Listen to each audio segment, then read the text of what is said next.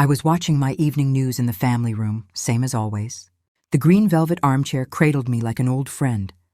The one I bought with my very first Social Security check after Henry passed 15 years ago. It was soft, worn in all the right places from years of sitting there, sinking into its cushions after long days. Welcome to my channel, Voice Auntie Anne's. I share new life stories here every day, and I'd really appreciate it if you hit subscribe and liked my video. Now let's jump back into my story. I'm sure you'll love it if you keep listening till the end. The fabric had faded a bit over time, but it still held that deep, emerald hue that reminded me of the forests back in my childhood home in rural Georgia. Fresh coffee cooled beside me on the end table, its steam curling up lazily into the air, carrying the rich aroma of dark roast mixed with a hint of vanilla. Creamer, my little indulgence. The kitchen just beyond smelled of peach cobbler baking in the oven, the sweet, fruity scent wafting through the house like a warm embrace. It was my recipe, handed down from my grandmother, with just the right amount of cinnamon and butter to make the crust flaky and golden. For one quiet hour every evening, the house was truly mine again. No cooking for others, no cleaning up after anyone else's mess, no tiptoeing around moods or demands. Just the soft murmur of the television and my joints easing into the evening. The aches from a lifetime of standing at counters and desks finally subsiding. The news anchor's voice droned on about the day's events. Stock market fluctuations, a local election scandal, and a feel-good story about a community garden. I wasn't really paying attention to the details. It was more about the routine, the familiarity. At 68, routines become anchors, keeping you steady when the world feels like it's spinning too fast. I'd spent 35 years at the county recorder's office, stamping deeds, filing titles, and explaining property laws to confused homeowners. It was tedious work sometimes, but it taught me the value of precision, of black and white facts in a world full of grays. Words on paper didn't lie. They didn't change their minds or yell at you. They just were. Then the front door slammed like a thunderclap, jolting me from my reverie. I didn't need to look. I knew the heavy footsteps pounding across the entryway tile. Derek stormed in, his tie already loose around his neck, face flushed red from whatever had gone wrong at the office that day. He worked in sales, some mid-level position at a tech firm downtown, always chasing quotas and commissions. He'd come home like this more often lately, his frustration spilling over like an overfilled cup. Behind him, my daughter Lena dragged in shopping bags, her eyes fixed on the floor like she was trying to disappear into the hardwood. Lena, my only child, now 40 years old, with her dark hair pulled back in a messy ponytail, and lines around her eyes that hadn't been there a decade ago. She used to be so vibrant, full of laughter and plans. But 4 years of marriage to Derek had dimmed that light. The bags crinkled as she set them down, filled with groceries. I'd probably paid for indirectly through the supplementary card I let her use. Derek stopped right in front of the screen, his broad shoulders blocking my view of the weather lady predicting rain for the weekend. He snorted, his usual sound when he saw me doing nothing, as he called it. It was a derisive huff, like I was some lazy intruder in his domain. Parliamentary nothing, he'd once joked. But there was no humor in it anymore. Game's on, he barked, snatching the remote from the armrest without so much as a glance my way. One press of the red button and my screen went black. The news cutting off mid-sentence. "To your room, old woman," he said, loud enough for the neighbors to hear through the thin walls. The family room is mine now. Silence fell hard, thick and suffocating like a blanket thrown over a fire. I turned my head slowly and looked at Lena. She stood frozen in the kitchen doorway, knuckles white around the bag handles, her face pale under the fluorescent light. Our eyes met for half a second. I waited for the only words that mattered in that moment. The words a daughter should say to defend her mother. "Don't you dare speak to my mother like that. This is her house." But Lena dropped her gaze, shifted a bag from one hand to the other, as if adjusting invisible weights, and said nothing. Her silence was louder than any shout, a betrayal that echoed in my chest like a hollow drum. I'd raised her better than this, or at least I thought I had. Memories flooded back unbidden. Lena as a little girl, clinging to my skirt in the recorder's office after school, watching me work with wide eyes. "Mama, you're like a queen with all those papers," she'd say. Then as a teenager, rebellious but loving, slamming doors but always coming back with apologies. College, her first job, her wedding to Derek, where I'd smiled through my doubts because she seemed happy. But happiness had faded, replaced by this quiet submission. That small movement, that avoidance, cut deeper than Derek's shouting ever could. It wasn't just about the TV or the room. It was about respect, about family, about the invisible lines we'd all crossed without noticing. Derek was already sprawling across my couch, soda can hissing open as he cracked it with one hand, feet propped up on my coffee table like he'd bought the place with his own money. Scratches from his boots marred the wood. Marks? I'd buffed out more times than I could count. In his mind, I was furniture. Old, useless, movable furniture that could be shoved aside when inconvenient. I felt something inside me click, not break, not explode, just click. Like a deadbolt sliding home after years of being left unlocked. It was a cold clarity, washing over me like the first sip of iced tea on a hot summer day. Not anger, though that simmered beneath. Not shame, though I'd felt plenty of that over the years. No, this was resolve, forged from decades of paperwork and quiet endurance. 35 years at the county recorder's office teaches you one thing. Feelings fade, but paper lasts forever. I'd seen it all, disputes over fences, inheritances gone wrong, families torn apart by unsigned deeds. I'd stamped rejections on sloppy claims, explained squatters' rights to desperate people, and watched as words on legal forms decided fates. Now those lessons crystallized in my mind. Derek thought he owned this space because he'd occupied it. But occupation wasn't ownership. Not without the right documents. Very slowly I stood. My knees cracked like dry kindling, the sound echoing in the sudden quiet of the room. The armchair sighed as I left it, the cushions reshaping themselves. I smoothed my navy blouse, adjusted my glasses on their chain, and felt the weight of my purse slung over my shoulder earlier. Derek smirked without looking up, his eyes glued to the pre-game analysis blaring from the TV. Taking a walk? Celeste? Don't get lost. At your age. His voice dripped with condescension, like I was a child or a senile old fool. He'd started calling me by my first name a year into the marriage, dropping Mom like it was a burden. I didn't answer. Words would be wasted on him right now. I walked past him, the scent of his cologne, sharp and overpowering, mixing with the soda's fizz. Past Lena's bowed head in the kitchen, where she was unpacking bags with mechanical movements, avoiding my eyes. The clatter of cans on the counter sounded like accusations. Straight to my bedroom, my sanctuary at the end of the hall. The door was oak, solid, a remnant from when Henry and I renovated the house 30 years ago. I closed it softly behind me. Not a slam, that would give him satisfaction. A period at the end of a sentence, final and unarguable. Inside, the room was dim, lit only by the bedside lamp with its fringed shade. The bed was made neatly, quilt tucked in, pillows plumped. On the dresser, photos in silver frames, Henry and me on our wedding day. Young and smiling, Lena's graduation. A family portrait from before everything changed. I opened the bottom drawer of the dresser, the one that stuck a little from humidity. Pushed aside folded sweaters, wool, for winters that never got too cold here, and the scarf Lena gave me 3 Christmases ago that still smelled faintly of her old perfume. Lavender and citrus. My fingers found the stiff leather bank pouch, worn from years of handling. Then the blue elastic band around the most important folder I own. I pulled it out, the papers rustling like whispers. The deed was old, edges yellowed from time, ink slightly faded, but still legible under the lamp's glow. But the words were still sharp, etched into the fiber. Property owner, Celeste Marie Everson. Sole and separate. No co-owners, no liens, no encumbrances. Henry had left it to me in his will, clear as day. I'd paid off the mortgage with life insurance money, scrimped and saved through widowhood. This house, 3 bedrooms, 2 baths, a cozy kitchen, and that family room was mine. Not theirs, mine. I ran my thumb across my name like I was reading Braille, feeling the embossed seal from the county office. Memories of signing it flashed back, the notary's stamp, the smell of fresh ink, the relief of security after loss. In the mirror above the dresser, I saw the same woman they saw. Short gray hair curled neatly, glasses on a chain resting on my chest, navy blouse tucked into linen trousers, sensible shoes.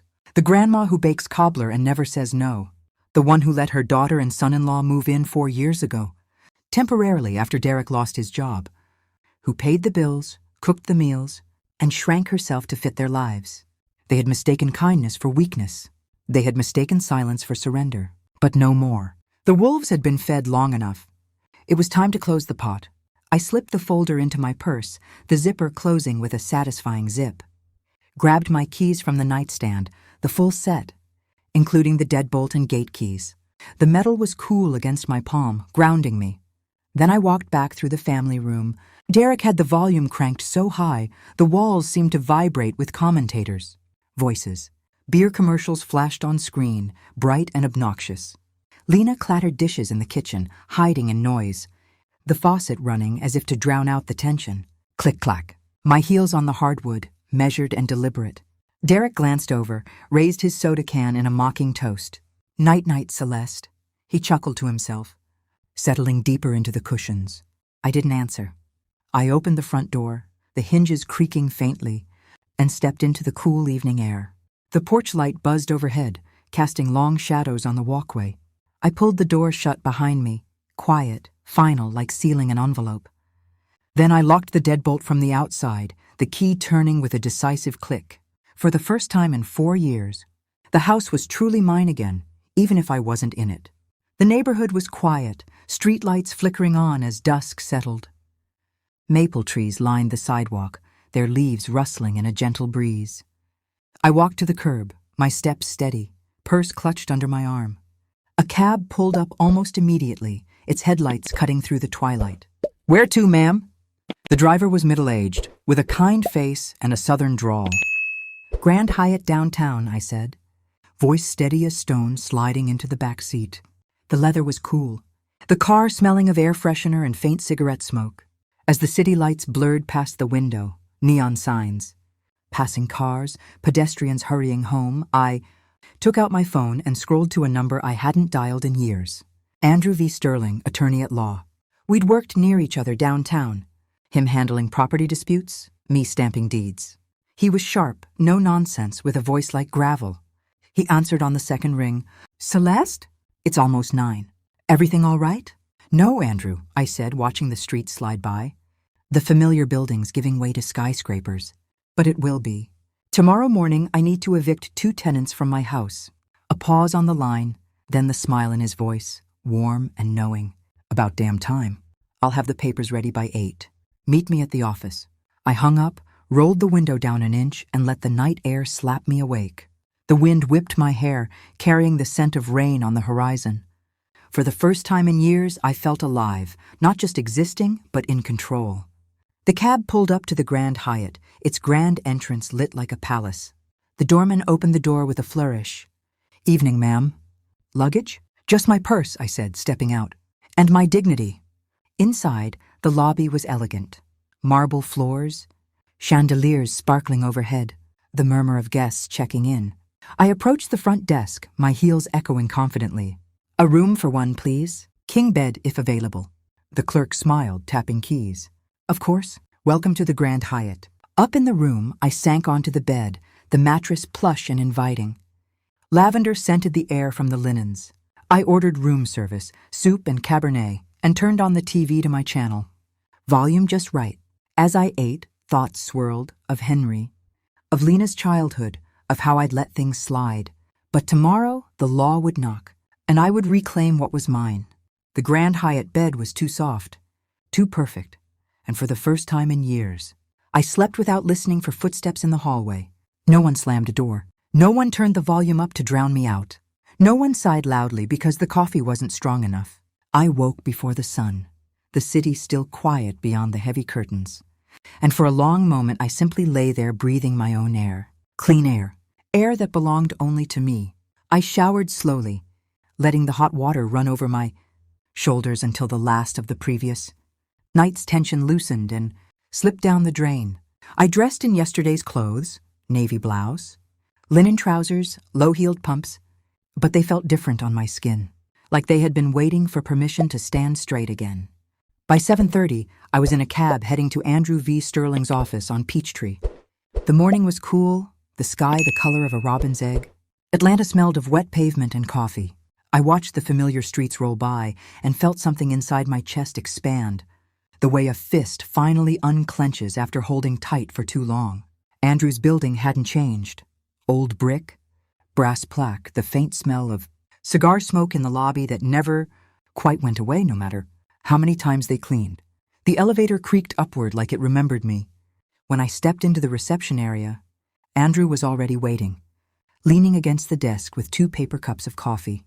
"Morning, Celeste." He handed me one. "Black, 2 sugars. Some habits die harder than people." He looked exactly the same, tall, silver at the temples, eyes that could spot a forged signature from across a courtroom.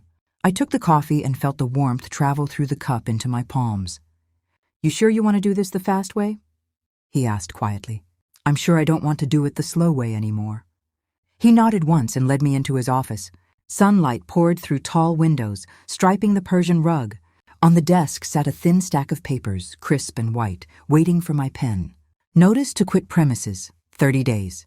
Termination of gratuitous occupancy. Demand for fair market rent retroactive to date of notice. Warning of further legal action. Every line was perfect, every comma in the right place. I read it twice, the way I used to read deeds, at the county office before I stamped them approved or rejected. When I looked up, Andrew was watching me with something close to pride. "Roman Cruz is on his way to your house now," he said. "Junior associate, quiet, polite, doesn't flinch when people scream. He'll hand deliver at 9 sharp. Get signatures for proof of service. Take photos of the envelope in their hands. Then it's official." I signed where the little flags told me to sign. My hand didn't shake. Celeste M. Everson in blue ink, the same signature I'd used on mortgage papers, on Lena's school forms, on Henry's death certificate. Each stroke felt like hammering a stake into the ground that said, "This far," and no further. Andrew slid the documents into a manila envelope and sealed it with 2 pieces of tape, the way lawyers do when they want the world to know it hasn't been tampered with. "After Roman serves them," he said, "you have my permission to be as petty as you feel like being. I've seen widows burn whole houses down with less cause than you've got." I smiled for the first time in what felt like years. "I don't want to burn anything. I just want my house back." He walked me to the reception area. The vending machine coffee smelled like burnt caramel. The clock on the wall ticked loud enough to hear your own pulse between the seconds. I sat in one of the leather chairs, folded my hands in my lap, and waited. 9:07 a.m. My phone lit up. Lena. I let it ring 4 times, then answered. "Mama?" Her voice cracked on the second syllable. In the background, Derek was roaring loud enough to rattle the speaker. "There's a man here in a suit. He handed us papers.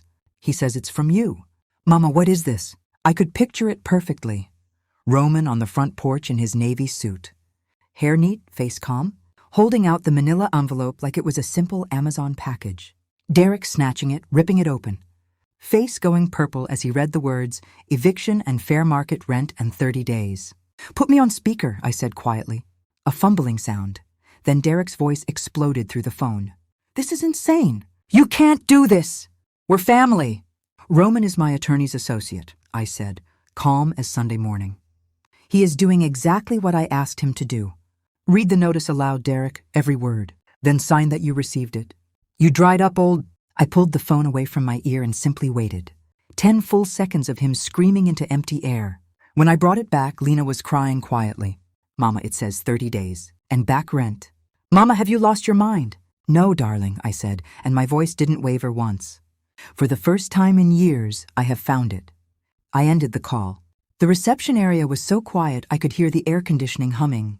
Andrew's paralegal peeked around the corner, gave me a small nod of respect, and disappeared again. 9:34 a.m. Another call. I let it ring. Then a text from Derek. "Come home right now. We need to talk like adults." I deleted it. 9:41 a.m. Lena again, this time a text. "He's shaking." He threw the remote across the room. "It broke. Please call." I turned the phone face down on my knee. Andrew appeared in the doorway holding a fresh cup of coffee. "You're scary when you're calm, Celeste." "I'm not trying to be scary," I said. "I'm trying to be finished." He sat across from me. "Next practical step, utilities and money. Everything still in your name?" "Everything. Internet, cable with the precious sports package, the landline they never use, the supplementary card on my account that Lena uses for groceries and Derek uses for ribeyes and craft beer." Andrew's grin was slow and wicked. "Want to turn the taps off?" "Today," I said. "Not cancel. Suspend. I want the silence to be instant. He made 2 phone calls while I watched the clock. First to the cable internet provider, then to the bank. Each time he handed me the phone so I could give my own voice authorization. "Good morning, this is Celeste Everson, account holder. Effective immediately. Please suspend all services at 1842. Willowcrest Lane. Reason, repairs beginning today." "Yes, I understand the monthly fee will be discounted during suspension. Thank you." Click. "Good morning. This is Celeste Everson, primary cardholder. Please freeze the supplementary card ending in 4471 and lower all online limits to 0. Security concern. Alerts only to my phone. Thank you." Click. I set the phone down and felt the last chain fall away. Andrew leaned back. "They'll feel that within the hour. No internet, no cable, no card at the checkout. You just pulled the plug on the kingdom." I opened the little notebook I'd bought at the hotel gift shop last night and wrote in neat, slanted handwriting. Step 1, legal complete. Step 2, financial taps off. Step 3, silence begin. I closed the notebook and looked up. "I need clothes," I said. "I'm dressed like the woman who let them walk over her. I want to look like the woman who won't anymore." Andrew pointed 2 fingers down the street. Gallery Mall, 2 blocks. "Jenna at the classic department knows her stuff. Tell her I sent you."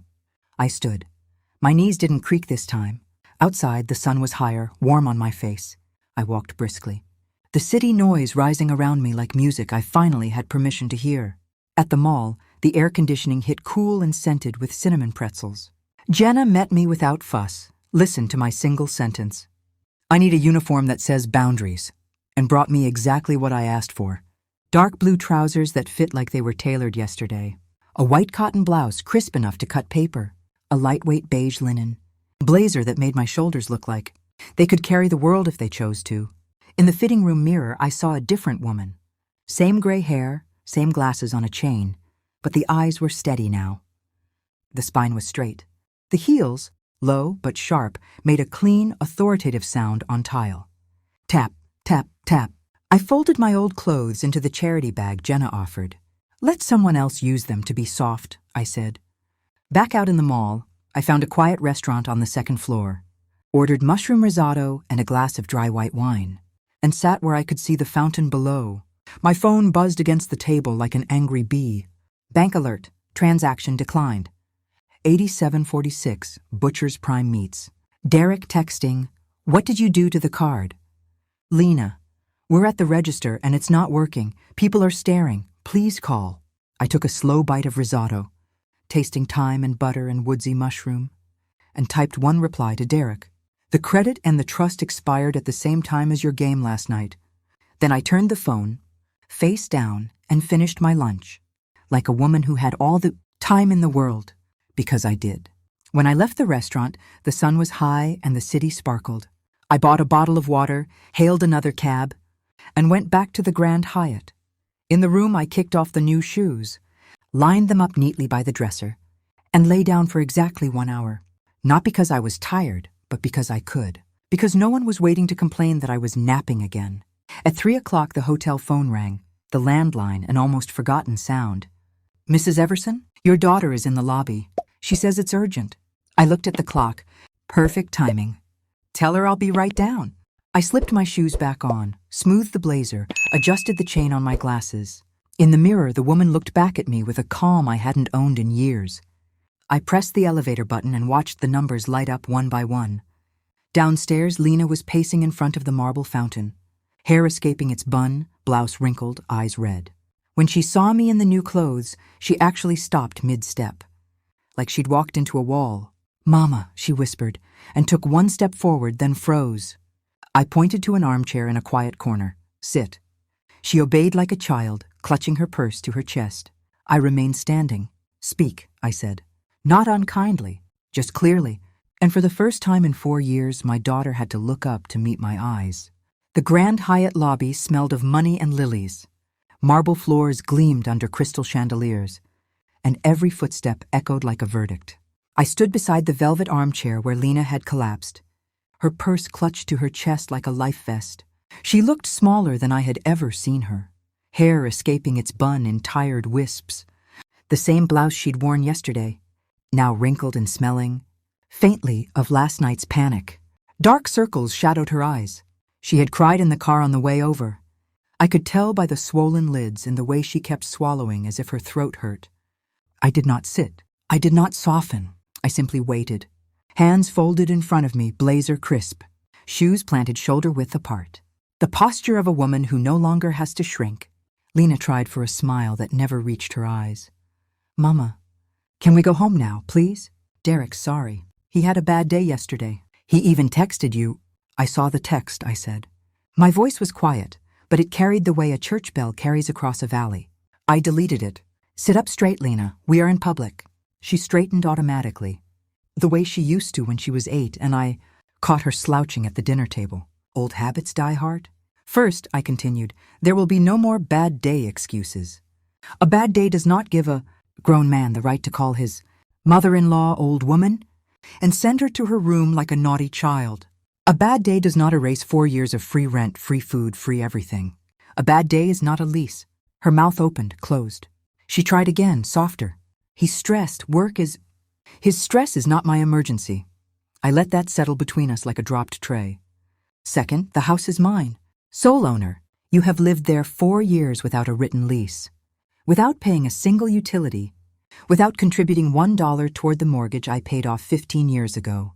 That is called gratuitous occupancy. I have terminated it. You have 30 days. Lena's eyes filled. Mama, you're humiliating us. The card didn't work at the butcher. People stared. Derek almost... Humiliation, I interrupted, is being told to go to your room in the house you own while a man you barely tolerate drinks your soda and puts his feet on your table. Humiliation is eating the burned edges of pie so the king of the living room can have the soft center. Humiliation is wearing headphones to watch your own television because someone else has calls. Today no one is humiliated. Lena, today everyone simply pays their own bill. She flinched as though I'd slapped her. Good. Truth sometimes has to sting before it can heal. But we were saving, she whispered. Derek said we were building toward a down payment. I reached into my blazer's inside pocket and pulled out a slim folder. Andrew had prepared that morning. I opened it and laid 3 sheets on the low table between us. Bank of America, overdraft notice, account ending. 55512, balance. 4370 dues. Robinhood investment summary. Derek M. Everson, margin call. Liquidation imminent. Credit Bureau report, Derek M. Everson. Collections, $28,514. Lena stared at the pages like they were written in fire. Where did you... I still get the mail, darling. Forwarded to a post office box you never knew about. 4 years of statements. 4 years of saving. I tapped the margin call page. He lost it all on options trading. Then he borrowed against the next month's salary to chase the loss. Then he used my supplementary card to buy Prime, rebate and craft beer while telling you the money was tied up in investments. Her hand flew to her mouth. A tear slipped, then another. She didn't wipe them away. I kept my voice level. 4 years of my grocery bill, my electric bill, my water, my cable with the sports package he couldn't live without. That is 96 months of savings you should have. Roughly $100,000, give or take. Where is it, Lena? She shook her head, slow, like someone waking from a long sleep. He said the market would turn around. He just needed one more good trade. He promised he'd show me the accounts when the ship came in. I finished the sentence gently. Ships sink, darling, especially when the captain is gambling with borrowed money. The lobby around us had gone quieter. People sensed the weight of a conversation that was rewriting a family in real time. A businessman glanced over, then away. A bellhop pretended to polish an already spotless brass rail. Lena looked up at me, eyes pleading. If we leave, he says he'll divorce me. He says if he can't have your house, he doesn't want me. I felt the words land, heavy and ugly. But I did not flinch. I crouched, slowly. Because my knees reminded me I am 68, until we were eye level. I took her trembling hands in mine. They were cold. Listen to me, Lena Marie. If your marriage is only held together by my square footage and my bank account, then it was never a marriage. It was a hostage situation, and you were the hostage. I love you too much to keep paying your ransom. She tried to pull her hands away. I held on. I am not asking you to hate him, I said. I am asking you to see him. Really see him. And then decide who you want to be when you are 45, 50, 60. Do you want to be the woman still making excuses? Or do you want to be the woman who chooses herself? A sob tore out of her, raw and ugly. People looked again. I didn't care. I released her hands and stood. Tomorrow at 10 o'clock sharp, you and Derek will be at Andrew Sterling's office. We will discuss the remaining 29 days, the inventory, and what happens if the house is not surrendered in the condition I left it. You will both attend. That is not a request. She wiped her face with the sleeve of her wrinkled blouse. And if I come alone? I allowed myself the smallest, saddest smile. Then we will discuss how to keep you safe while the divorce happens. Either way, the clock is running.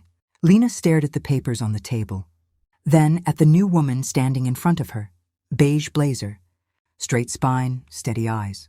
She searched my face for the mother who used to give in. Who used to say, "It's all right, baby. We'll figure it out." That mother was gone. In her place stood Celeste Marie Everson, sole owner of herself.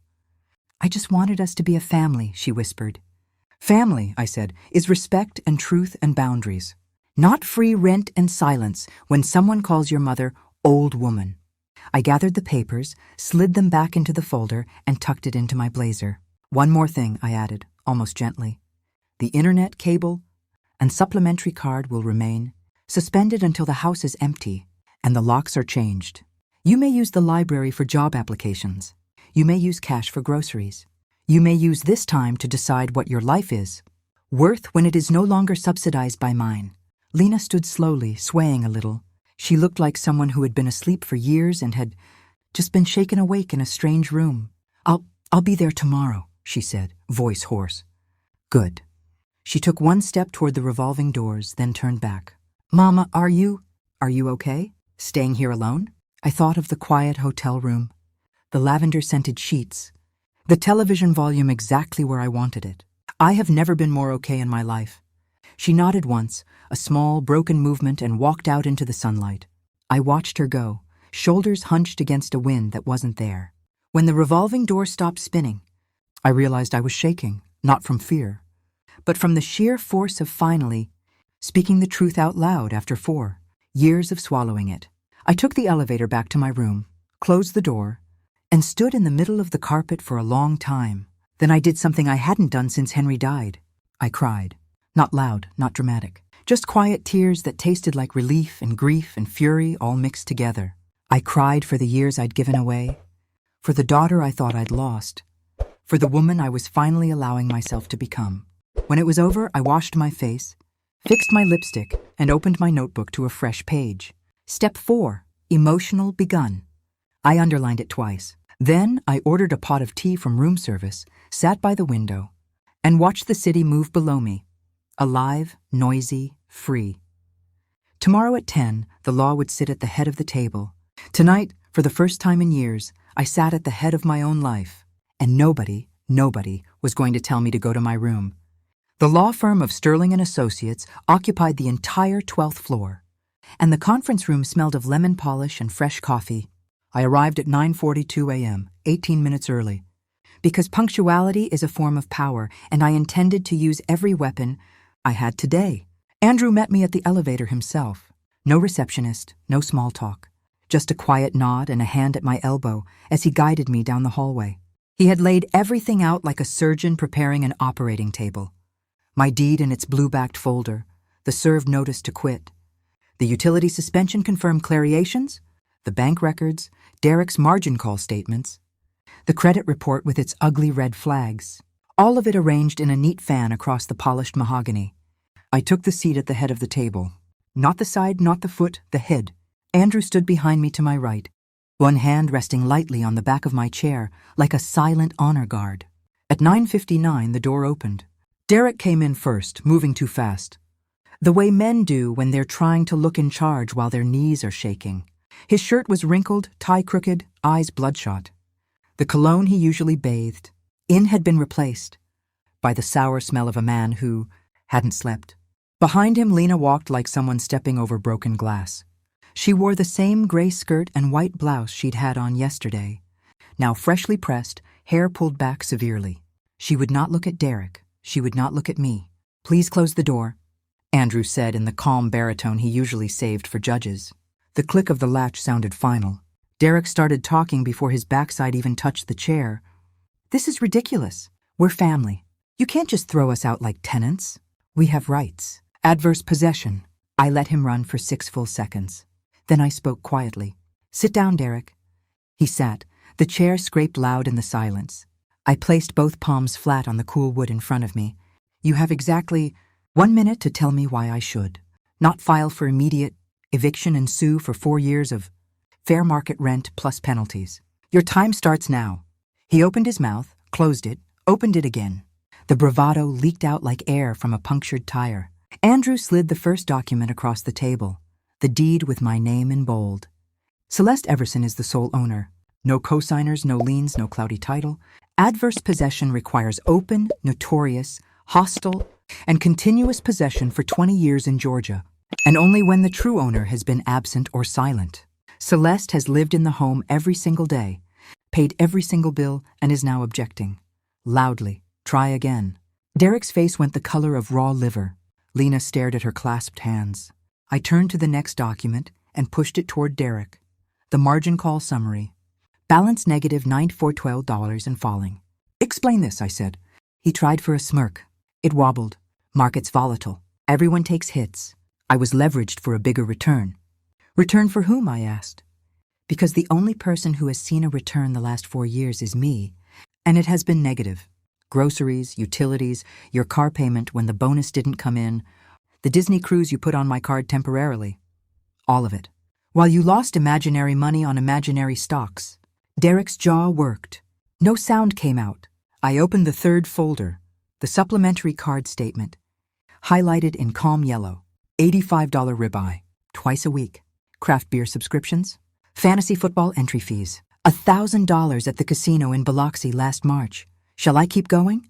Lena made a small wounded sound. Derek found his voice, but it was thinner now, almost a whine. "I was going to pay it all back when the trades hit." "They didn't hit," I said. "They detonated, and my retirement account took the shrapnel. I let that settle." Then I leaned forward, just enough that he had to meet my eyes. "You called me old woman and told me to go to my room in my own house. You did it in front of my daughter. You did it while eating food I paid for, watching television I paid for, breathing air. My money kept cool in summer and warm in winter. That ends today." Derek slammed a palm on the table. The coffee cups jumped. "You need us. Who's going to mow the lawn? Fix the leaking faucet? Drive you to doctor's appointments when you can't see anymore?" Andrew spoke for the first time, voice like a blade sliding out of a sheath. "Celeste has already retained a lawn service, a plumber on retainer, and a very comfortable Uber account." Next argument. Derek's mouth opened and closed like a fish on dry land. I turned to Lena. "This part is for you, darling." She finally looked up. Her eyes were red but dry now. Something in them had shifted overnight. "You have 29 days remaining," I said gently. "You may leave with him and continue to believe his promises, or you may leave without him and begin to keep the promises you once made to yourself. Either way, the house will be empty and the locks changed on day 30. Roman will be there at 8 a.m., with a moving crew I have already paid. You may supervise or you may mail me the keys. Those are your only 2 choices." Lena's voice was barely a whisper. "He says if we lose the house, he'll divorce me."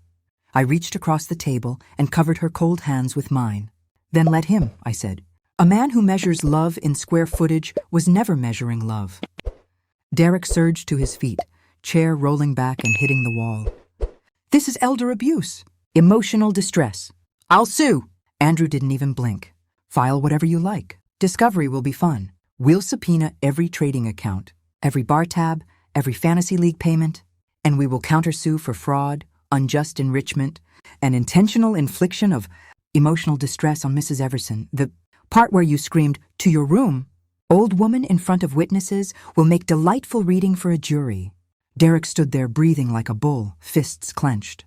For one heartbeat, I thought he might actually swing. Then the fight went out of him all at once. Shoulders sagged, face went slack. He looked suddenly smaller. A man who had just seen the throne he'd been squatting on pulled out from under him. He dropped back into the chair. Lena spoke for the first time, voice shaking but clear. "I want the divorce papers started today." Derek's head snapped toward her. "You're choosing her over me?" "No," Lena said, and the word came out steady as stone. "I'm choosing me for the first time in 4 years. Silence fell so complete we could hear the air conditioning humming. I closed the folders one by one, the sound of heavy paper like gavels. "Terms," I said. "You will vacate in 29 days. You will leave the house broom clean, no damage beyond normal wear. Any damage comes out of the security deposit. I never charged you but will now invent. All keys returned. No scenes, no threats, no midnight phone calls. If I hear one raised voice when I return to collect my winter clothes, I will call the police and file a report. Your employer has already received a copy of yesterday's behavior from an anonymous source. Another incident and HR gets the rest." Derek stared at the table, jaw working soundlessly. I stood. The chair rolled back smoothly, silently. "One more thing," I said, looking straight at him. "You can press the remote control of your own life as much as you like from now on. But it no longer works on my channels." I turned to Andrew. "We're finished here." He gathered the folders, tucked them under his arm, and opened the door for me. In the hallway, the light felt warmer, the air cleaner. I walked to the elevator without looking back. But I heard it, the scrape of Lena's chair, the soft sound of her crying, Derek's single broken curse. The elevator arrived with a gentle chime. I stepped inside alone. As the doors closed, my phone buzzed. "Lena, I didn't get in his car. I'm walking. Can I call you later?" I typed back, "Walk as far as you need. When you're ready, call." "I'll answer." The elevator descended. My reflection in the brass wall looked calm, upright, blazer perfect. For the first time in years, the woman in the mirror and the woman in my skin were the same person. I smiled, small, private, fierce. Then I slipped the phone into my pocket and went to find a restaurant with a river view and a good glass of wine. Today was not the end. It was the first day of the rest of my life. And nobody was going to turn the volume down. Day 30. I woke in the Grand Hyatt without an alarm. The way a cat wakes, slowly, luxuriously, certain the world will wait. Sunlight slipped between the curtains and painted gold stripes across the crisp white sheets. For a long moment I simply lay there, listening to the hush of the city, 30 floors below, and the steady rhythm of my own heart. No footsteps in the hallway. No television blaring sports scores. No one sighing because the coffee was too weak or the air conditioning too cold. Just the soft hum of a life that finally belonged to me again. I rose, showered, and dressed in a new peach-colored linen dress I had bought the day before. Simple, sleeveless, the color of sunrise on the walls I would soon paint. I left the beige blazer hanging in the closet. Today I did not need armor. I needed celebration. At 7:15 a.m. my phone buzzed once. "Roman, moving truck arrived. They are loading. Derek is supervising from the porch with a box of beer. Lena is directing furniture with a clipboard. No incidents. Keys will be in the lockbox by 8:30. I smiled, typed thank you, and set the phone face down. Then I ordered oatmeal, fresh berries, and a pot of Earl Grey from room service. I ate at the little table by the window, watching ferries cross the river far below, tasting every bite like it was the first food I'd ever eaten without apology. At 8:05, Roman sent a photo, the front door standing open, sunshine pouring into my hallway, the last box being carried out by 2 movers in navy shirts. The house looked startled, like someone who had just been kissed awake after a long, bad dream. At 8:27, keys secured, inventory complete, 2 wall patches needed, TV mounts, otherwise pristine, locks changed, new keys in your purse envelope on the dresser. I slipped the new keys onto my ring. They were bright and unmarked, no teeth worn down by someone else's careless hands. They felt like possibility. I checked out of the hotel at 9, handed the clerk my card without a second thought, and took a cab not home but to a day spa on the river. I had booked the entire morning, massage, steam room, facial, manicure. The masseuse asked if I wanted music. I told her silence would be perfect. For 90 minutes, strong hands worked the knots out of my shoulders. The last remnants of 4 years spent bracing for the next shout. When she finished, I felt 10 years younger and 100 years wiser. At noon, I stopped at a hardware store and filled the back seat with supplies. Latex gloves, lemon-scented cleaner, a stiff brush, a new mop, microfiber cloths, and 3 gallons of paint the color of peach cobbler filling, warm, gentle mine. The painter Andrew recommended was already waiting when the cab turned onto Willowcrest Lane. 2 men in splattered overalls stood beside a van that said, "River City Painters, we cover old mistakes." I stepped out of the cab and simply stood on the sidewalk for a long moment, looking at my house. It looked naked without their black SUV in the driveway, without Derek's ugly neon beer sign glowing in the window. The lawn was freshly mowed. Roman had arranged that too. The porch rocker I hadn't sat in for years waited patiently. Cushions plumped by someone who knew I was coming home. I unlocked the door with my new key. It turned smoothly, eagerly. Inside, the air was still and waiting. Footprints from furniture legs scarred the hardwood, and pale rectangles on the walls showed where their massive television had hung, like a false god. But the house breathed. It recognized me. It exhaled 4 years of tension and inhaled me back in. I opened every window. A cross breeze swept through, carrying out the last ghosts of cologne and resentment. Then I put on gloves, filled a bucket with warm water and cleaner, and began. I scrubbed baseboards until my knees sang. I wiped shelves that had never known a cloth in 4 years. I polished the framed print of the Savannah riverfront and hung it lower, where my eyes could meet it, comfortably instead of craning up to someone else's trendy height. I attacked the kitchen, counters with lemon oil until they gleamed like they had the day. Henry and I brought Lena home from the hospital. By 4 o'clock, the house smelled of lemon and fresh air and new beginnings. The painters had finished the hallway and family room in that perfect peach, soft, warm, impossible to shout against. I paid them, tipped them generously, and closed the door on the sound of their van pulling away. I made a single mug of coffee, carried it to the green velvet armchair, and sat. The silence was golden. At 6:12 the doorbell rang, one polite chime. I knew who it was before I opened the door. Lena stood on the porch in jeans and a simple white t-shirt, hair loose for the first time in years, a small duffel at her feet. Behind her, the streetlights were just flickering on, and the air smelled of cut grass and distant barbecue. "May I come in?" she asked, not as a daughter demanding entry, but as a guest requesting permission. I stepped aside. She walked through the hallway, stopped, and turned in a slow circle. The peach walls caught the last of the daylight and turned it into something gentle. "It's beautiful, Mama," she whispered. "It feels peaceful." "It's peach," I said, smiling. "Sit, coffee's fresh." We sat at the kitchen table with mugs between us. Steam curled like incense. "I filed this morning," she said quietly. "Full divorce? No alimony." I kept my retirement, he kept his debts.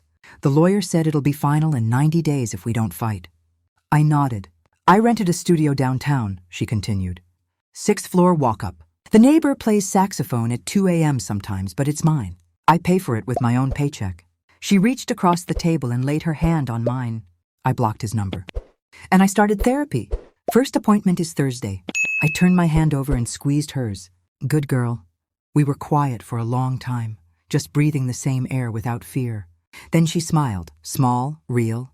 The smile I remembered from when she was 10 and proud of a perfect spelling test. "Can I come for tea sometimes? As a guest? No keys, no staying over, just tea and talking?" "Every Wednesday at 4, I said. "I'm starting a little group. Widows, mothers, anyone who's been told to give away their house or their voice. We'll drink tea and talk about wills and passwords, and how to say no without apologizing." Her eyes shone. "I'll bring cookies." She stood, hugged me, an adult hug, equal to equal, and walked to the door. At the threshold, she paused. "Thank you for turning off the internet that day," she said. "If you hadn't, I might still be asleep." Then she left, her footsteps light on the path, the gate closing softly behind her. I returned to the family room, to my green velvet chair, and picked up the remote, simple black, no mysterious buttons. I turned the television on, found a violin concerto, and raised the volume exactly as high as I wanted it. Not loud, not soft, just mine. Later, I opened the notebook I had begun weeks ago and wrote on the final clean page. "The house is quiet now. The walls are peach. The keys are warm in my hand. The volume is perfect, and nobody will ever tell me to go to my room again." I closed the book, set it on the end table beside a new coaster that read in simple script, "My house, my rules, my peace." Outside, the garden settled into night. Crickets began their evening chorus. Somewhere down the street, a dog barked once and thought better of it. I sat in the golden lamplight, coffee cooling, violin singing, and felt the house breathe with me, steady, free, whole. This was not revenge. This was not victory. This was order restored. And for the rest of my days, however many or few they may be, The remote will stay in my hand, the keys will stay on my ring, and the volume will always be exactly, perfectly gloriously mine.